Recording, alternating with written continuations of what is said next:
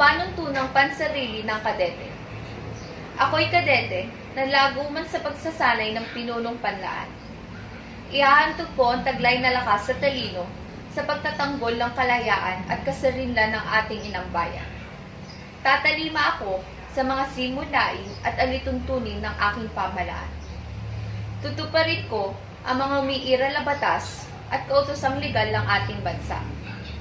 Itataguyod ko ang mga mithiin ng isang lipunang makadiyos, makatao at makabansa.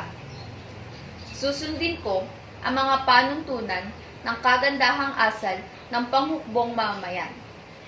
Ang kadete ay hindi nagsisinungaling at hindi nanlalamang sa kanyang kapwa kadete. Sisikapin ko maging isang huwarang pinuno at kapuri-puring kasapi ng aking pamunuan.